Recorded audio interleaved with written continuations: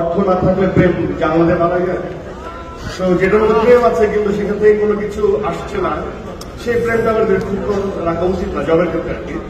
আবার অনেকে emotional offended feel করবে যে আমি আসলে প্রেম নিয়ে বলছি যে তোমরা আলাদা হয়ে যাবে। যাই হোক, আমার গাড়ির প্রতি খুব পেশা আছে। ওল্ড স্কুল গাড়ি আমার খুব পছন্দ। গাড়ির নিচে যে গাড়ির প্রত্যেকটা জিনিস আমি বলতে পারি, আমি গাড়ির অনেকে জিজ্ঞেস করেন। তো আমি যে কাজটাই করি যখন একটু মন দিয়ে করার চেষ্টা করি। আমি কথা খুব ভালো বলতে পারি না, আবার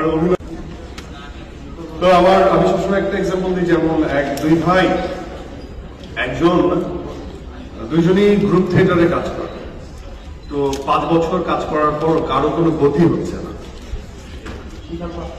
তো তারপরও তারা কাজ করে, কারণ তাদের ওই ভালো লাগে গ্রুপ থিয়েটারে অভিনয় করতে, মঞ্চ করতে, অভিনয় করতে ভালো লাগে। তো একজন ছোট ভাই সেটা বললো যে একটা ওই মুদির দোকান করে ফেলি। তো বড় ভাই বলে যে মুদির দোকান কেন করবে, তো তোর কাপড়টি না বলে না করি। তো আস্তে আস্তে আস্তে আস্তে আস্তে আস্তে মানে বিগার, ও আরো 5 বছর পর ওর গ্রোথ যে ওই যে স্বপ্নের মতো বা অন্যান্য যে আমরা যে ফ্র্যাঞ্চাইজিং দেখি অনেক বড়, মানে ঢাকার বাংলাদেশের বিভিন্ন জায়গায় তার সব শপ আছে। আর যে বড় ভাই এখনো গ্রুপ থিয়েটার করে, তার কোনো গতি হয় নাই। তো দুইজনই গ্রুপ থিয়েটার আসছিল নাটকের ইমোশন নিয়ে, কিন্তু ছোট ভাই আগে থেকে বুঝতে পারছিল যে this is not my cup of tea. তো আমার কাছে মনে হয় যে সবাই অনেক কথা বলছে, বাট আপনারা ডিপ ইনসাইড নিজেকে জিজ্ঞেস করবেন যে কোন বিষয়টাতে আপনারা বেশি মনোযোগী হন বা আরাম লাগে। তো আরাম জিনিসটা অনেক বেশি ইম্পর্টেন্ট আমার কাছে মনে হয়।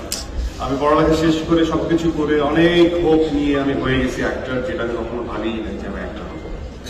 বাট যখন অ্যাক্টিং বিষয়টা আমার মধ্যে সেই জিনিসটা আসে এবং আমি সেই বিষয়ে অনেক সিরিয়াস থাকার চেষ্টা করি, কারণ প্রথমে প্যাশন ছিল, এখন আমি প্যাশনের সাথে সাথে প্রফেশনাল অ্যাক্টর। সো দুই জিনিস, এক ভালো লাগা ভালোবাসা, আর একটা হচ্ছে ব্রেড এন্ড বাটার, মানে এটা দিয়ে আমি বেশ কোনো ব্যবসার উপরে না কিছুই করি না, অনেক সিরিয়াস হয়ে যাচ্ছে। আচ্ছা, সবাই সব কথা বলবে উপদেশমূলক, আমি উপদেশমূলক কথা বলতে চাই না। আমি ছোট্ট বিষয় নিয়ে কথা বললাম যে আপনারা নিজেদেরকে জিজ্ঞেস করবেন আপনারা কি করতে চান, আবার যখন যে কাজটা করবেন অনেক মনোযোগ দিয়ে করবেন। আমি যখন গেম খেলি, আমি একটু গেম খেলার টপিক আছে, কল অফ ডিউটি খেলি, আমার ছেলেও খেলে, PS5 খেলি, আমি PS4 খেলতাম। আবার আমি ফিরে আসতে পারতাম তাহলে খুব ভালো লাগতো।